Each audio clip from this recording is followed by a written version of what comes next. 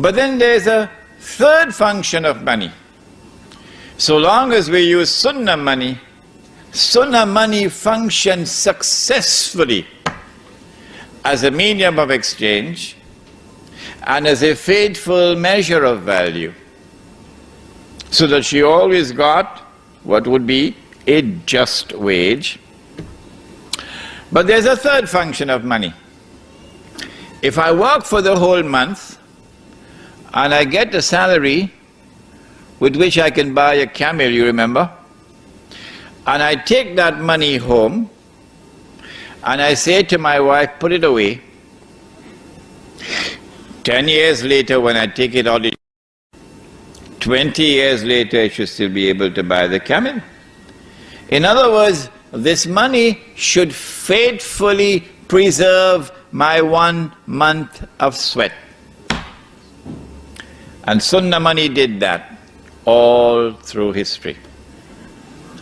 Now let me introduce you to something very sinister that occurred.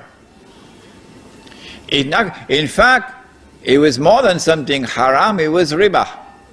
But the Prophet had said, sallallahu ta'ala alayhi wa sallam, about the riba which would come with Dajjal. What did he say? He said that it will be as difficult to recognize it as it would be to recognize a black ant on a black stone on a dark night. I mean, you don't need a PhD from the University of New South Wales to recognize. The only man who can see that ant, the black ant, on the black stone, on the dark night, is the one who has some light. You don't need a PhD to understand that. Huh? Nobody else can recognize it. Nobody else, not even a PhD from Al-Azhar University.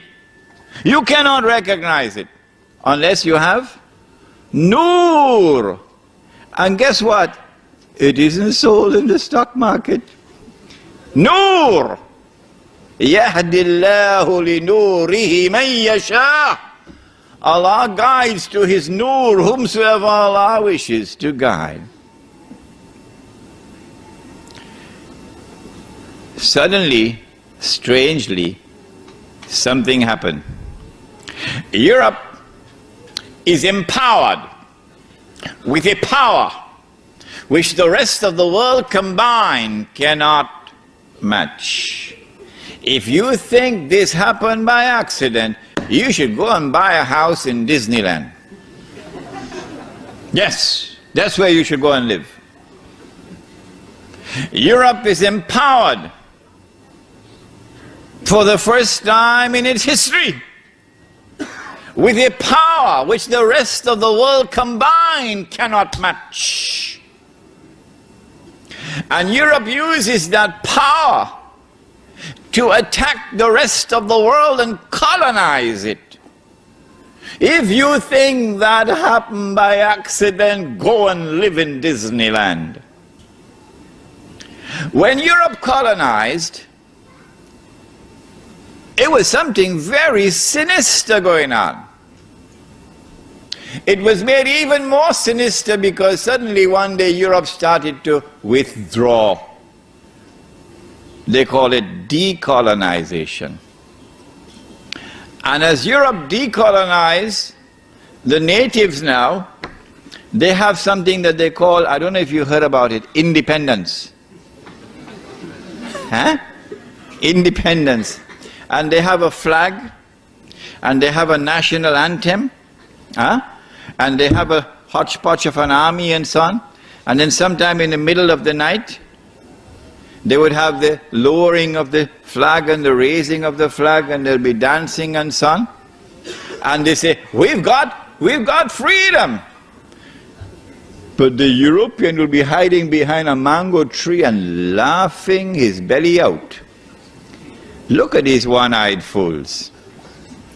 They think they have got freedom, that they drove Europe out. No, Europe withdrew for tactical and strategic reasons. But before Europe withdrew, decolonized, Europe planted some truly dangerous seeds. But the only way you could recognize those dangerous seeds is if you have nur from Allah. Not just knowledge that you get from the books. That's important. Yes, that is important. But you need something more than that. The first seed that Europe planted, of course, I told you about it already in my lecture on Imam al-Mahdi and the return of the Khilafah. That it is in the essence of Islam that you must recognize Allah subhanahu wa ta'ala as Al-Malik, the one who possesses Al-Mulk, sovereignty. That's the translation for Mulk, sovereignty. But now Europe leaves behind a dangerous seed called the modern secular state. And the modern secular state declares, we no longer recognize Allah subhanahu wa ta'ala as Al-Malik. The state is now Al-Malik, sovereign. And that is shirk. And I explained to you the same thing about power, Al-Akbar, and the same thing about Al-Hakam, the one whose law is supreme. So go back to that lecture and you'll understand this. So this was the seed of shirk, political shirk, which was planted. How many Muslims saw it and recognized it? How many of our distinguished and learned ulama, for whom we have respect, we don't speak disrespectfully of them, not at all. How many of them recognized that this was shirk? We even had ulama in politics. Yeah, ulama in politics. We even had Islamic movements becoming a political party and fighting in elections like everybody else. Still going on now. Incapable of seeing the shirk of the modern secular state. I told you about my arguments with Taliban, and I couldn't succeed in getting Taliban and its ulama to understand this point. But the second seed that Europe planted before withdrawing was the seed of transformation of money. Money was no longer going to be sunnah money, money which had intrinsic value, but rather we now have a new kind of money. It's paper money, and it does not possess intrinsic value. The value of the money is outside of the money. And so now I'm paid my salary in paper. And I am told, Imran, this is very convenient. You can put it in your yes. You can slip it in easily in your wallet.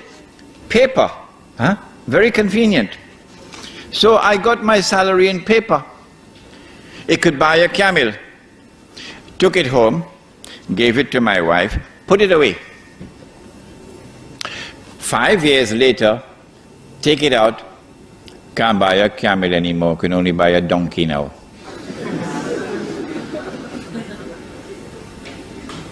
Did you hear that? Can only buy a donkey now.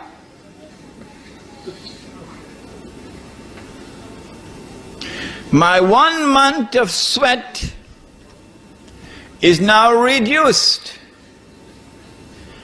Only 2 weeks have been kept in the money. And 2 weeks of my sweat has disappeared. Is this permissible in Islam? Allah speaks in the Quran in connection with a prophet whose name was Shu'aib radiallahu ta'ala anhu. Bismillahi awwaluhu wa akhiruh. My 1 month of sweat has now been reduced to 2 weeks. Okay? What does Allah say about this in the Quran? It's there in the Quran. It's there. But we don't notice it. The Prophet Shu'aib alayhi salam, and the market or the economy of the people of Shu'aib alayhi salam is a corrupted market. There's a lot of ripping off going on in this market. And Allah subhanahu wa ta'ala responds to it in the Quran, and He declares 3 times in the Quran. Listen to the words. وَلَا تَبْخَسُ النَّاسَ أَشْيَاءَهُمْ. Do not do this. My 1 month is now reduced to 2 weeks. Do not diminish and make less the value of people's property, people's labor, etc. That is haram. And so this money, which is losing value, is by the definition of the Quran haram.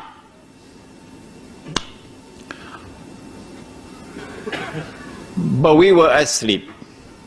Let me include myself in it so nobody will be angry with me. We were all asleep. And we didn't recognize that we were being taken for a ride. But had it been an African American, you must have heard his name, a man named Malcolm X. Oh, he used to see with 2 eyes. Oh yes. Had it been Malcolm, Malcolm would have asked, who took my money? And how did they take it? And then it would have become clear that my loss was somebody else's gain. Let me repeat that. When my money could no longer buy a camel, it could only buy a donkey. The value of my labor has been diminished by half. My loss was somebody else's gain. 5 years later, when I take it out, can't buy a donkey anymore. Can only buy a goat now. And so my 1 month has now been diminished to 1 week.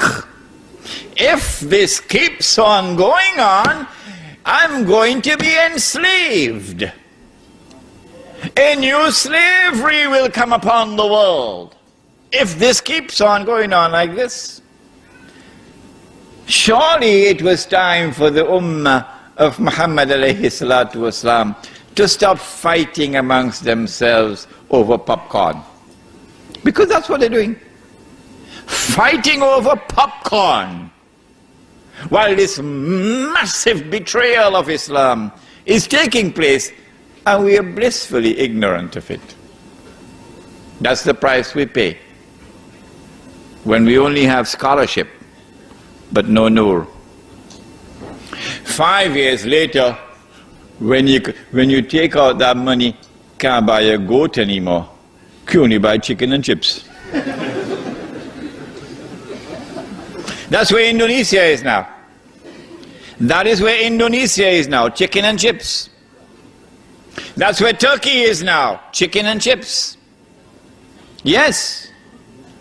And still we're fighting over popcorn.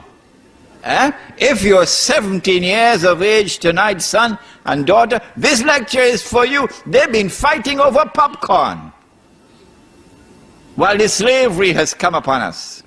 The Indonesian rupiah is now trading at about 10 to 11,000 rupiah to $1 US. And you'd want to know, well, why is the relationship, the value of the money always linked to the US dollar? We'll explain to you that tonight. When the Indonesian rupiah collapsed 3 years ago, dramatically, there was nothing wrong with the Indonesian economy. The International Monetary Fund or the World Bank just 2 or 3 months earlier had given a clean bill of health to the Indonesian economy. Nothing significant had changed in that economy when George Soros and company attacked. and the banking centers around Indonesia attacked. Singapore, let's put it into the record tonight, is one of them. The Indonesian rupiah collapsed overnight. It was trading, I think, about 8,000 and it fell to 20,000 within a matter of 1 week. And more than a half of the population of Indonesia were instantaneously reduced to poverty. There is such massive poverty in Indonesia today that the country is riddled with violence. And our sisters, let's put it, my sister and my daughter and my mother must now sell her body for $1. It's very cheap now, $1. Yeah, it's happening while those fellas are fighting over popcorn. What about Turkey? It's not by accident that Indonesia was attacked. It's not by accident that Turkey was attacked like this. Because the Indonesian is different. He's a warrior, he's a fighter. He'll give his life for Islam, the Indonesian. And the Turkish Muslim in the villages are like that. They love the deen and they'll fight for it and they'll give their lives for it. But Israel needs Turkey. Israel needs the water of Turkey. And Israel needs the support and the alliance of the Turkish military of Mustafa Kemal. So in order for the military to take control of the country, and in order for Israel to get that supply of water from Turkey, you've got to enslave the Turkish masses. So do you know what is the value of the Turkish lira now and what is it trading? Do you know? It is trading at 1.5 million Turkish liras to $1 US. Now, don't you think this is an important subject to teach? Yeah. Yes. And there are those who now will have to teach this subject after I leave Australia. Yeah. 5 years later, we take out the money, can't buy chicken and chips anymore. No? You don't believe me? It's coming. It's coming, it's around the corner. You can't buy chicken and chips with it anymore. You can use it as wallpaper. The collapse of the international monetary system based on paper money with no intrinsic value, that collapse is around the corner.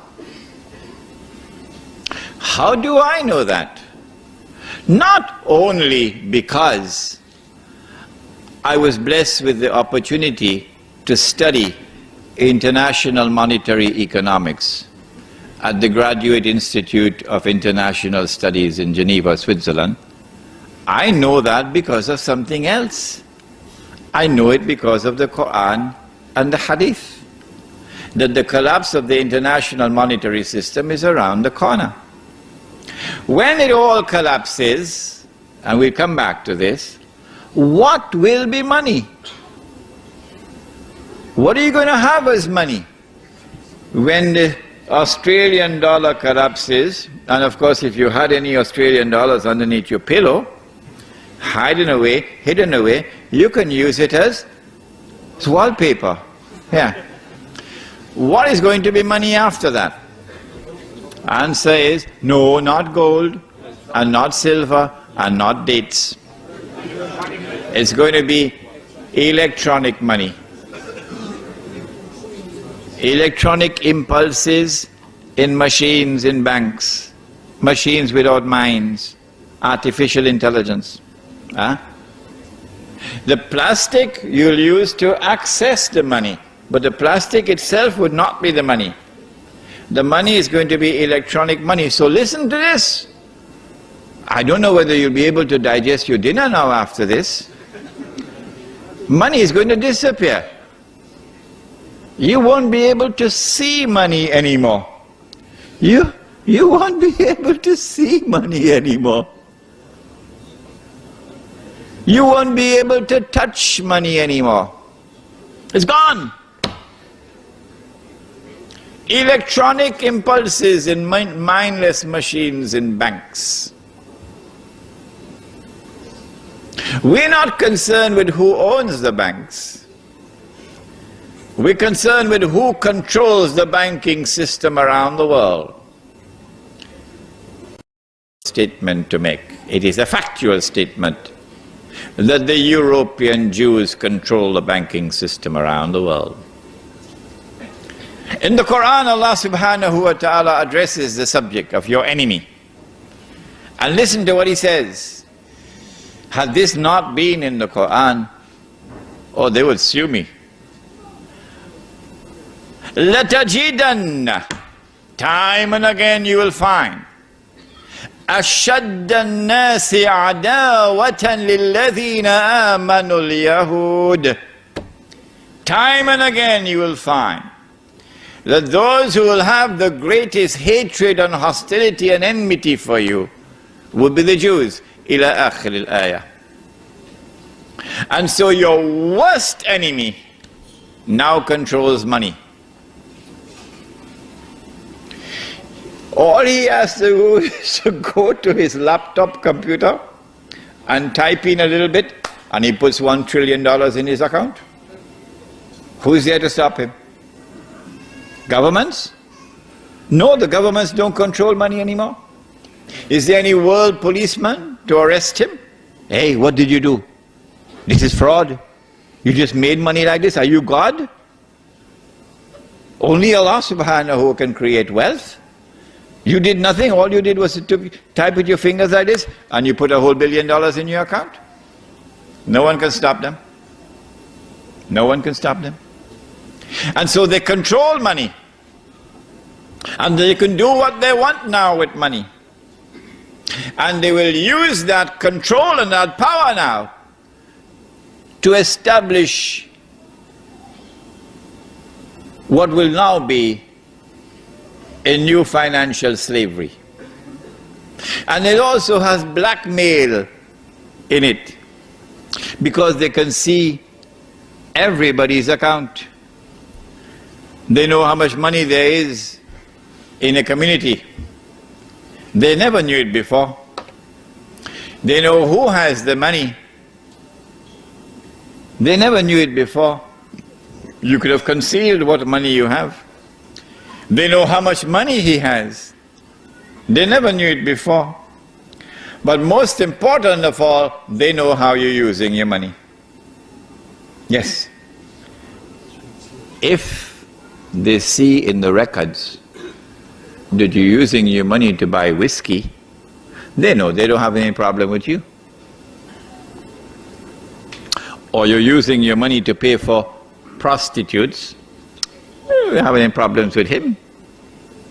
But when they see that you're using that money to fulfill your obligation of participating in the jihad, which is already in force, to liberate the Holy Land and to liberate the land of Khorasan, and you have an obligation, a religious obligation, to participate in a jihad when it is in force. This is not for ayn, this is not for kifaya, this is for ayn. When you are not called upon to go and fight yourself, because the leaders of the jihad are not asking for that, they're asking you to send money. They're asking you to assist them with weapons and so on. And now you want to send money, and they see that you're using your account to do that. Guess what they'll do with your account? You don't need a PhD to answer this one. They'll declare you a terrorist and seize your account, or they'll freeze your account. Can they do that? Guess what happened about 2 or 3 months ago in Argentina? Do you know what happened? The government of Argentina froze all bank accounts, all in Argentina, for a whole month, and got away with it. And the Jews have a tremendous stranglehold over the Argentinian economy. Powerful influence over the Argentinian economy. This is what happened. And so we have a very dangerous future lying just around the corner. And woe unto a people who have eyes but cannot see. Woe unto a people who have ears but they cannot hear. Woe unto a people who have hearts but they cannot understand. The grave danger which is around the corner, Allah says of such people, who have eyes but they can't see, who have ears but they can't hear, who have hearts but they cannot understand. He says of such people, أُولَٰئِكَ كَالْأَنْعَامِ, they're just like cattle. بَلْ هُمْ أَضَلُّ, rather they're worse than cattle, they're more misguided than cattle. How did this happen to us? What is the plan and the strategy of the enemy who has brought this upon us? When did this all start? Paper money started essentially like a check. You write a check, huh? Yeah, you want a BMW, you write a check for the BMW. Provided, of course, that you have money in the account, then you can get the BMW, write a check. But you took the BMW and you're driving down the road, and when they cash the check, you got no money in your account. This is called fraud. You will be arrested, put in jail. You're writing a check and it cannot be cashed because you have no money in your account. That's fraud. This check will have validity if the check can be cashed for value. Then it would be halal. This is how paper money started. It started in Britain, the island of Tamim ad-Dari. Yes. The British created something called the Bank of England in the 17th century. And towards the end of the 17th century, the Bank of England issued the first paper money. And I've seen it myself. The picture of it is written exactly like a check. So long as this check, this currency now, let's use this word, so long as this currency was redeemable, meaning you could cash it, you could get the gold for it, it was halal. But guess what? Every businessman knows this. A man comes to your shop or to your store to buy goods. Would you accept a check from him without knowing him? No! He has to be a man whose character, whose integrity, and whose record is established. Or someone has to vouch for him. Okay? Then we can accept a check from him. Or, the other alternative, we must know who he is, so that if the check cannot be cashed, we send the police for him. And when they send police for him, he'll be arrested and put in jail. Yes, then we could accept a check from you. But those who are now issuing the checks, are they a people we can trust? No. These are the people who are now empowered with a power which is strange and mysterious, and they use this power for blatant oppression and aggression. Are these the people you can do business with? They send their armies and they colonize the rest of the world. And then they rip mankind of their resources. Yeah? With the hearts of beasts. Yeah?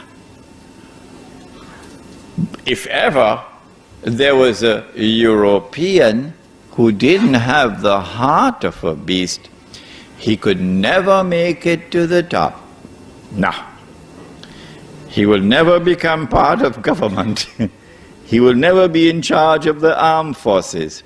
This decent man who has a human heart, he will never make it to the top. The European civilization is now taken over by people who now control it and who have the hearts of beasts. And I have recognized them in previous lectures. You're dealing with Gog and Magog now.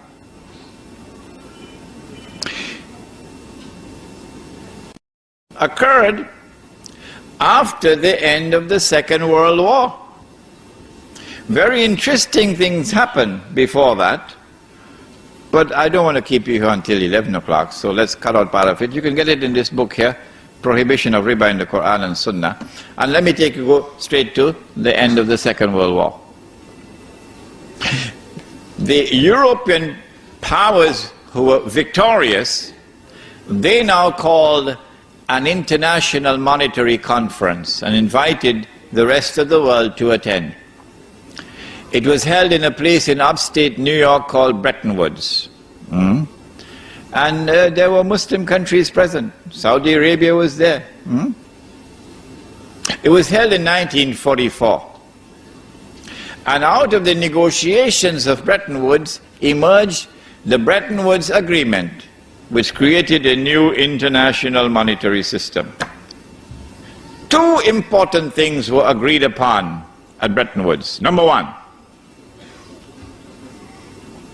prepare yourself for it. Not all checks can be cashed, only one check. Which one? The US dollar. Only this currency can be redeemed for gold at $35 an ounce. So this is halal.